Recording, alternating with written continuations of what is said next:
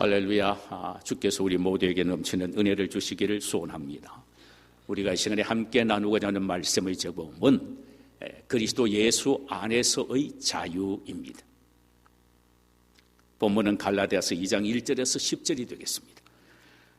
바울 사도는 갈라디아 지역의 교회에 들어온 거짓 교사들의 공격으로부터 자신이 전한 복음의 권위를 변호하기 위하여 자신의 사도권이 하나님으로부터 받은 신적 권위가 있음을 변호합니다.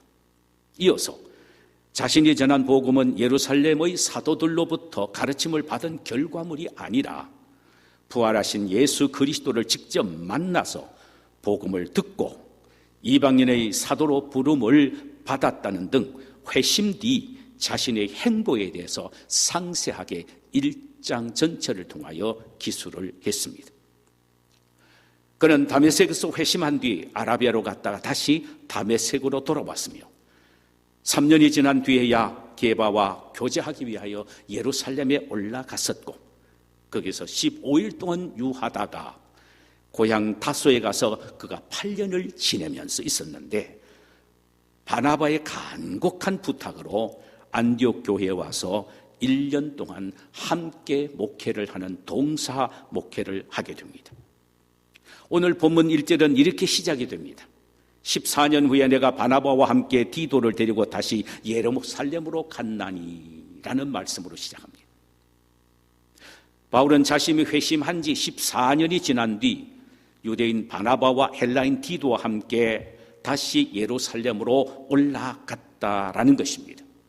그가 14년 후에 예루살렘으로 올라간 이유는 몇 가지 이유가 있습니다. 하나는 이방 교인들이 모 교회인 예루살렘 교회가 흉년으로 고통을 당한다는 소식을 듣고 특별히 마련한 구제 헌금을 전달하기 위함이었고, 둘째로는 자신이 전한 복음이 참 복음임을 소위 유력하다고 하는 주님의 제자들로부터 인정받기 위함에 있었고,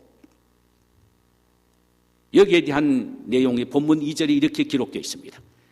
계시를 따라 올라가 내가 이방 가운데에서 전파하는 복음을 그들에게 제시하되 유력한 자들에게 사사로이 한 것은 내가 다름질한 것이나 다름질하는 것이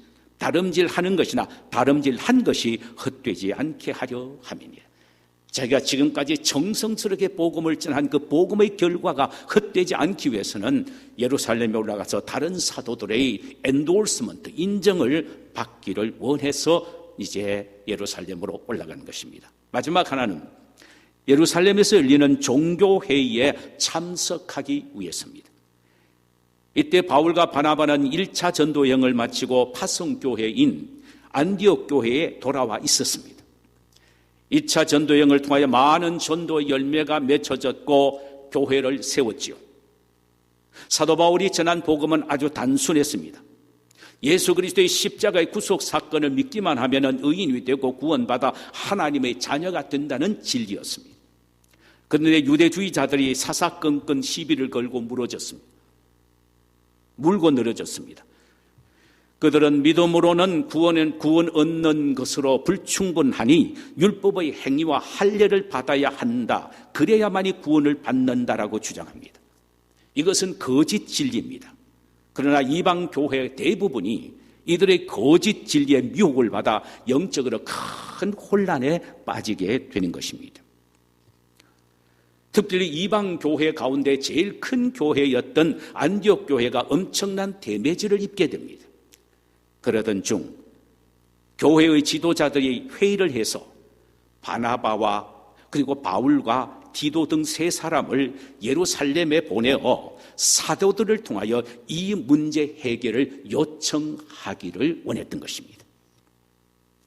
한편 바울이 전하는 복음의 반기를 들므로 유대주의자들이 이방 교회를 큰 혼란에 빠뜨리고 있다는 소식을 들은 예루살렘 교회 사도들은 이 문제 해결을 위하여 종교회의의 필요성을 느끼고 있었습니다.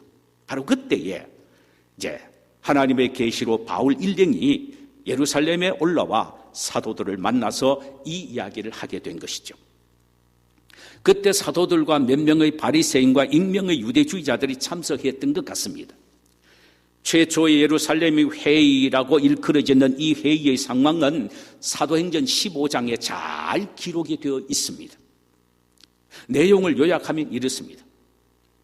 바울 일행이 예루살렘에 도착하여 사도들과 장로들의 영접을 받고서는 먼저 바울 일행이 입을 열어서 자신들이 1차 전도행을 하면서 있었던 상황을 보고를 합니다. 하나님이 자기들과 함께 계셔 행하신 모든 일들을 그들은 말하게 된 것입니다. 자기네들의 의지로 한 것이 아니라 하나님이 그때그때마다 함께 하셔서 하나님이 친히 행하셨다는 사실을 이야기했단 말이죠. 그 다음에 유대주의자들이 등장하여 구원을 위해서는 율법을 지키고 할례를 행해야 된다고 주장합니다. 그때 바리새파의 사람이 일어나 그들의 주장에 동조하여 이방인들도 할례를 행하고 모세의 율법을 지켜야만이 구원을 받는다는 이 지침서를 이방 교회들에게 하달하자고 제안을 합니다. 사태가 이상하게 돌아가는 심각한 지경에 이른 것을 사도들과 장로들이 이것을 직감합니다. 그리고는 내보낸 후에 바울 일행들 또 다른 사람들 내보낸 후에 이제 서로 모여서 의논을 해서 결정을 내린 것이 바로 사도행전 15장 7절에서 29절에 잘 설명되어 있습니다. 그 중에 아주 중요한 역할을 한 사람은 베드로였습니다. 그 회의에서 말이에요. 많은 변론이 있은 후에 베드로가 일어나서 말합니다. 사도행전 15장 7절과 9절입니다. 형제들아, 너희도 알거니와 하나님이 이방인들로 내 입에서 복음의 말씀을 들어 믿게 하시려고 오래전부터 너희 가운데서 나를 택하시고 또 마음을 아시는 하나님이 우리에게와 같이 그들에게도 성령을 주어 증언하시고 믿음으로 그들의 마음을 깨끗이 하사 그들이 우리나 차별하지 아니하셨느니라 라는 이야기였습니다. 베드로는 얼마 전에 이방 지역에 가서 복음을 전했을 때 큰 역사가 일어난 것을 경험했던 사람입니다. 이 역사는 너무나도 유명했기에 그곳에 모인 사도들과 장로들도 다 알고 있는 주지의 사건이었습니다. 그 내용은 사도행전 10장에 기록이 되어 있습니다. 여러분과 제가 물론 잘 압니다. 베드로가 어느 날 성령의 감동으로 이방 지역에 복음을 전하러 갔습니다. 그때에 그에게 역사가 일어났는데 중풍병자가 일어나고 죽은 다비다가 살아나는 기적들이 일어났습니다. 한편 그 당시 로마 군대의 백부장으로 가이사랴에 주둔하고 있던 고넬료라는 사람은 이방인이지만 유대교인이 되어 하나님을 경외하는 경건한 사람으로 기도와 구제에 열심이었던 사람이었습니다. 그가 어느 날 하나님 앞에 기도하니 하나님의 사자가 나타나서서 너의 기도와 구제가 하나님에게 상달되었으니 너는 사람을 저 요바에 보내서 베드로를 초청해서 너의 가정에서 집회를 가지라는 이야기였습니다. 다음 날 하인 둘과 경건한 부하 하나를 보내게 됩니다. 한편 가죽장사 시몬의 집에서 머물던 베드로는 지붕 위 기도처에 점심때 올라가서 기도를 합니다. 배고픈 가운데 기도를 하죠. 기도하던 중 갑자기 하늘에서 음성이 들립니다.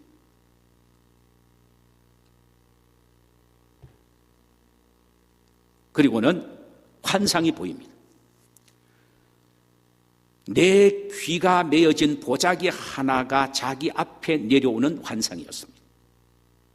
그 안에는 각종 네 발 가진 짐승과 기는 것과 공중에 나는 새들이 가득했습니다. 순간 음성이 들려지기를 베드로야 이것들을 잡아먹어라 하는 음성이었습니다. 베드로는 깜짝 놀라서 주여 그럴 수 없나이다. 속되고 깨끗하지 아니한 것을 내가 결코 먹지 아니하였나이다. 두 번째 소리가 또 들립니다. 하나님이 깨끗하게 하신 것을 내가 속되다 하지 마라. 이런 이야기가 3번 있게 되고 보자기가 자기 앞에서 그대로 올라가게 되는 모습을 봅니다. 베드로는 이 환상이 무슨 의미인지 도대체 해석할 수가 없어서 고민하던 중에 바로 그 순간 밖에서 자기 이름을 부르면서 찾는 사람의 소리가 들렸습니다. 그들은 고넬료가 보낸 사람들이었습니다. 그때 성령이 베드로에게 말씀하셨는데 두 사람이 너를 찾으니 일어나 내려가 의심하지 말고 함께 가라. 내가 그들을 보내었느니라. 베드로가 내려가서 내가 너희들이 찾는 사람이다 무슨 일로 왔느냐라고 묻게 되고 그들은 우리 주인 백부장 고넬료는 의인이요 하나님을 경외하는 사람으로 유대 온 족속으로부터도 칭찬을 듣는 사람입니다. 그가 거룩한 천사의 지시를 받아 당신을 그 집으로 초청하여 말씀을 들으려고 합니다. 그래서 우리가 당신을 모시러 왔습니다. 다음 날 베드로는 그들과 함께 가이사라 고넬료의 집에 도착합니다. 고넬료가 친척과 일가 친척과 친구 여러 명 모여서 자신을 기다리고 있는 것입니다. 백부장 고넬료는 자기 앞에 엎드려 절하면서 뜨겁게 맞이합니다. 그 순간 베드로는 자신이 본 환상이 무엇인지 진정한 의미를 깨닫게 된 것입니다. 아하, 유대인으로서 이방인과 교제하며 가까이 하는 것은 위법인 줄은 너희도 알거니와 하나님께서 내게 지시하사 아무도 속되다 하거나 깨끗하지 않다 하지 말라 하시고 부름을 받아서 사양하지 않고 왔노라. 이방인들도 믿음으로 깨끗하게 되어 하나님의 자녀로 받으신다는 의미를 내가 이제야말로 깨닫게 되었다라는 말을 베드로가 고넬료와 그 일행들에게 하게 됩니다. 그리고는 그는 고넬료에게 묻습니다. 무슨 일로 나를 불렀냐? 예, 나흘 전 제가 기도하던 중에 하나님이 환상으로 당신을 모셔다가 가정 집회를 열으라고 명하셨습니다. 그래서 내가 당신에게 사람을 보내었더니 오셨으니 잘하였나이다. 우리는 주께서 당신께 명하신 모든 것을 듣고자 하여 다 하나님 앞에 있나이다. 베드로가 그들을 향하여 예수 그리스도의 십자가의 죽음과 부활 사건을 증거하면서 이 예수와말로 구약의 모든 선지자가 말한 바로 그 메시아라고 말합니다. 그러면서 그를 믿는 사람이라면 누구든지 그의 이름을 힘입어 죄 사함을 받고 영원한 생명을 얻게 되느니라. 그러므로 여러분들도 예수를 믿으십시오. 이렇게 외치는 순간 성령의 충만한 역사가 일어나 모두가 방언을 하면서 하나님을 찬양하는 모습을 베드로가 보면서 놀라움으로 소리칩니다. 이 사람들이 우리와 같이 성령을 받았으니 누가 능히 물로 세례 베품을 금하리요 라고 소리를 치면서 베드로가 그들에게 물 세례를 베풉니다. 베드로는 이방인 고넬료의 가정에 내리신 성령의 역사를 바라보면서 유대인과 이방인은 믿음과 성령 안에서 하나임을 친히 경험하게 됩니다. 베드로는 이 경험을 기억하며 바울 일행이 증거하고 있는 복음은 바로 얼마 전에 자신이 고넬료의 가정에 전했던 복음과 동일한 참 복음임을 확신하고 그것은 인도스먼트로 그 바울 일행과 악수를 하면서 그들을 공식적으로 인정하게 됩니다.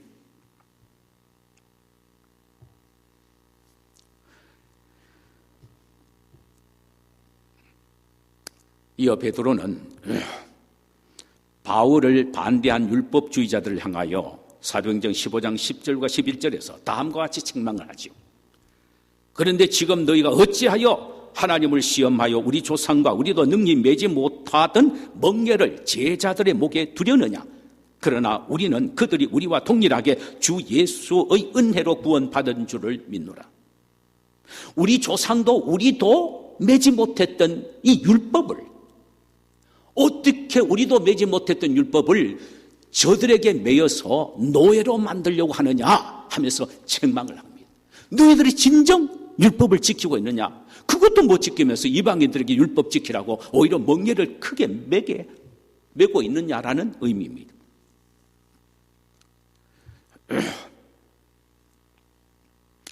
그때 바울과 바나바가 일어나 자신들이 이방에서 복음을 전했을 때 일어났던 이야기들을 합니다. 자신들은 예수 그리스도의 십자가의 도리만을 전했는데 그 도리를 듣는 사람은 모두 다 구원을 받고 변화되었고 표적과 이적과 기사가 일어났다는 사실을 보고합니다. 바울 일행의 선교 보고를 듣던 회의의 의장이었던 예수님의 동생 야고보가 베드로의 말을 적극 지지하며 의장으로서 결론을 내리게 됩니다. 내 의견에는 이방인 중에서 하나님께로 돌아오는 자들을 괴롭게 하지 말고 다만 우상의 더러운 것과 음행과 목매어 죽인 것과 피를 멀리하라고 편지하는 것이 옳으니라.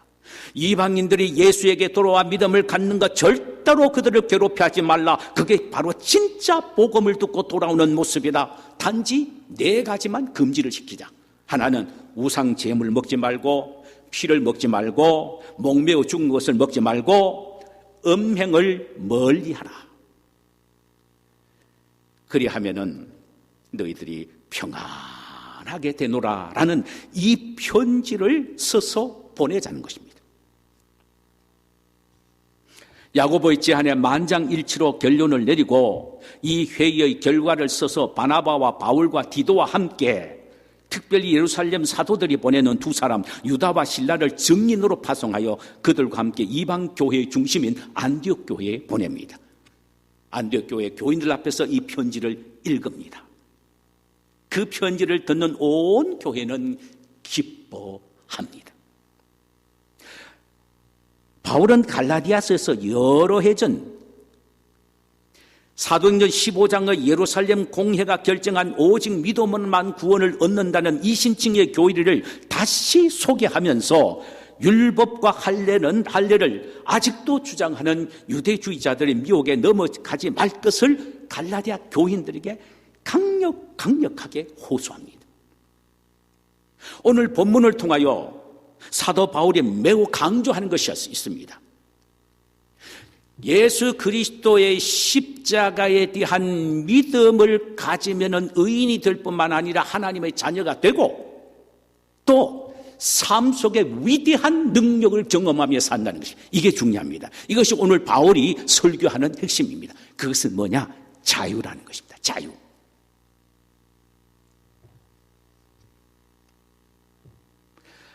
사도 바울은 갈라디아 교인들에게 말합니다.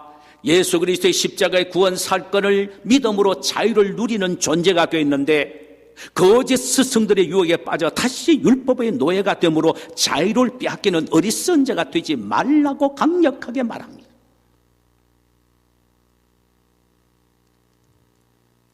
그러면서 이어서 이렇게 강조합니다. 이는 가만히 들어온 거짓 형제들 때문이다.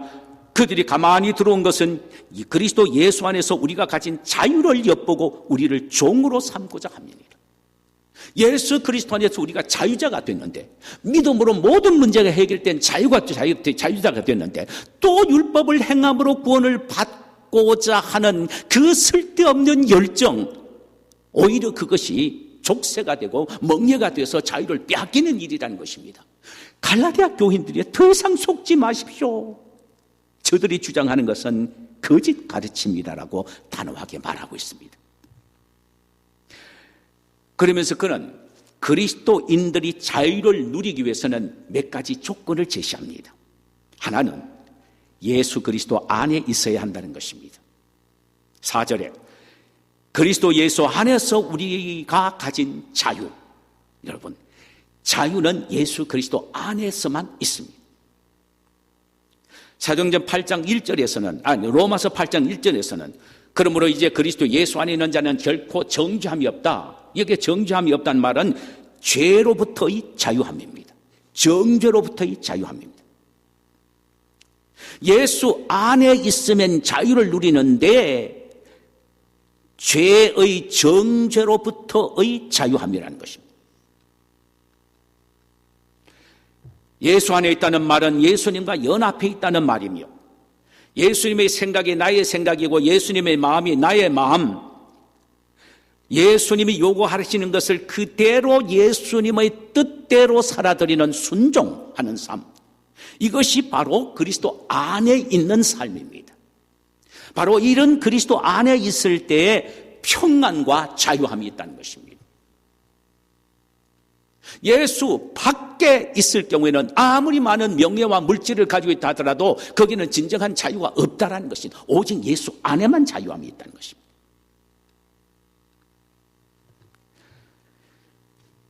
이에 대하여 예수님은 친히 이렇게 말씀하셨어요. 나는 길이요 진리요 생명이다. 그리고는 요한복음에서는 진리를 알지니 진리가 너희를 자유케 하리라. 자, 진리. 예수님은 자신이 진리라 그랬습니다. 바로 진리가 우리를 자유케 한다는 것입니다.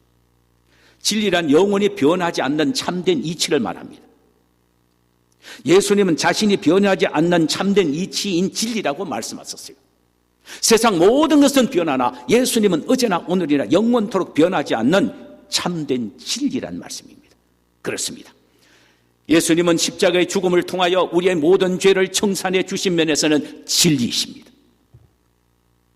그 결과 하나님과 원수되었던 우리를 하나님의 자녀로 신분을 바꾸어 준 면에서는 진리이십니다. 지옥 자식에서 천국 백성으로 운명을 바꾸어 주신 면에서는 진리이십니다. 변하지 않은 것입니다. 부활을 통하여 사탄의 머리를 밟으셨으므로 삶 속에서 그리스도인들이 사탄의 공격에서 하나님의 보호를 받고 산다는 것 진리입니다. 심지어 예수 이름으로 사탄을 물리치고 방어하는 특권을 주신 면에서는 예수는 진리십니다. 그러므로 우리는 오늘날에도 그 예수 이름으로 사탄을 대적하여 이기는 것입니다.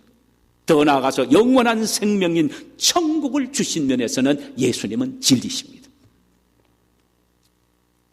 그러므로 진리 되신 예수님이 행하신 일들을 믿고 예수 안에서 연합되는 삶을 살 때에 이 놀랄만한 자유를 우리 모두는 누리게 되는 것입니다. 주님은 진리 자체이시며 그분이 행하신 모든 일들은 다 진리입니다. 고로 우리는 진리 되신 예수님 안에서만 자유를 얻을 수 있다는 사실을 확신하고 믿어야 합니다. 그런데 거짓 스승들은 율법과 할례를 주장하므로 갈라디아 교인들은 지금까지 가지고 있었던 귀중한 예수 안에서의 자유를 잃어버리고 다시 율법의 종으로 향하여 달려가고 있는 이 안타까운 모습을 보고 바울이 충격을 받고 돌아서라고 외친 것입니다. 여러분, 오직 예수님의 십자가의 대속의 사건만이 나에게 자유를 준다는 사실을 여러분은 믿으십니까? 그리고 지금 그 자유를 누리고 계십니까? 세상의 염려와 근심에서부터 요동하지 않고 평안을 누리는 이것이 바로 그리스도 안에서 누리는 자유입니다. 어떤 경우에도 요동하지 않는 평안함, 이게 바로 자유입니다. 우리 모두 그리스도 안에서 그리스도와 연합하는 삶을 삶으로 이런 자유를 누리게 되시기를 주님의 이름으로 축원합니다. 또 하나, 서로의 차이를 인정하고 받아들일 때에 자유를 누리게 된다는 것입니다. 서로의 차이를 인정하며 받아들이는 것. 7절과 8절을 보면 도리어 그들은 내가 무할례자에게 복음 전함을 맡은 것이 베드로가 할례자에게 맡음과 같은 것을 보았고 베드로에게 역사하사 그를 할례자의 사도로 삼으신 이가 또한 내게 역사하사 나를 이방인의 사도로 삼으셨느니라. 베드로는 할례자의 사도로, 바울은 무할례자의 사도로 하나님이 하여 부름을 받았다는 것입니다. 그러므로 베드로가 자기와 다르다고 바울을 비난할 수가 없고 바울이 베드로가 자신과 다르다고 그를 비난할 수 없다는 것입니다. 서로의 차이를 인정하고 서로의 사역을 하나님이 주신 사역으로 존중해야 한다는 것입니다. 바로 그곳에 자유함이 있다는 것입니다. 그렇습니다. 여러분, 상대를 비방하고 업신여기고 나만 최고라고 생각하는 마음에서 나오는 시기와 질투와 분쟁은 결코 자유를 맞이할 수가 없습니다. 또 그런 곳에 진정한 자유도 없습니다. 그러므로 마치 우리 몸에 붙어있는 지체가 각각 다르듯이 그리스도의 몸에 붙어있는 지체인 우리 개개인도 서로 다른 은사와 재능을 부여받았음을 인정하고 서로의 사역을 귀중하게 여겨 협력해야 합니다. 그래야 그곳에 자유함이 있는 것입니다. 저 사람은 나와 은사가 다르다. 그것 때문에 인정하지 않고 무시하고 업신여겨서는 안 됩니다. 그것은 곧 자기 속에 있는 자유를 잃어버리는 어리석은 행위라는 것입니다. 사소해 보입니다마는 오늘날 얼마나 어리석은 우리의 모습입니까? 모든 사람이 나같이 않으면 인정하지 않고 받아들이지 않습니다. 하나부터 열까지 다 나 같아야 합니다. 봉사하는 것도 저 사람이 나보다 더 봉사를 잘하지는 못해도 나만큼은 해야 돼라고 생각합니다.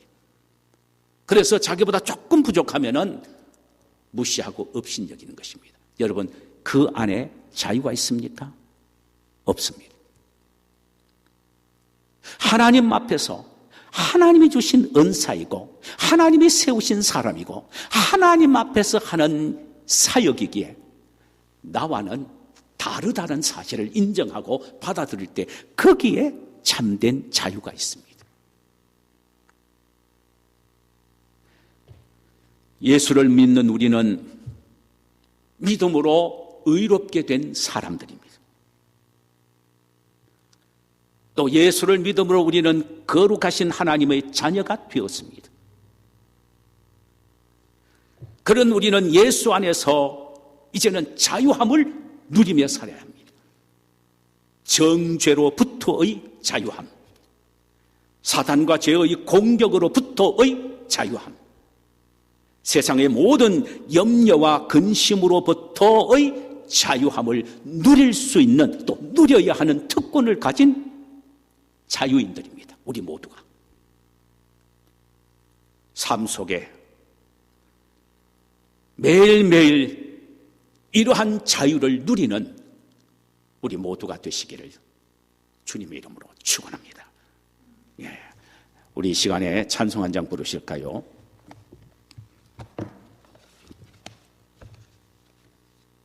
(268절입니다)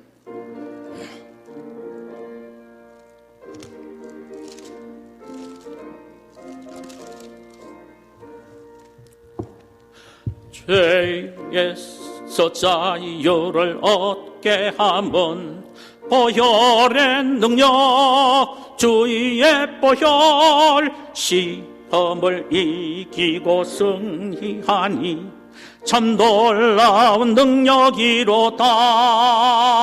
주의 보혈 능력이 또다. 주의 피 믿으오. 주의 보혈 그 어린 양의 매우 귀중한 피로다. 육체의 정욕을 이길 힘은 보혈의 능력, 주의 보혈 정결한 마음을 얻게 하니 참 놀라운 능력이로다. 주의 보혈 능력이 또다. 주의 피 믿으오. 주의 보혈 그 어린 양의 매우 귀중한 피로다. 눈보다 더 희게 밝히는 것 보혈의 능력, 주의 보혈 부정한 모든 것 밝히시니 참 놀라운 능력이로다. 주의 보혈 능력이 있도다. 주의 피 믿어. 주의 보혈 그 어린 양의 매우 귀중한 피로다. 구주의 복음을 전할 제목 보혈의 능력. 주의 보혈 날마다 나에게 찬송 주니 참 놀라운 능력이로다. 할렐루야. 주의 보혈 능력이 있도다. 주의 피 믿어. 주의 보혈 그 어린 양의 매우 귀중한 피로다. 우리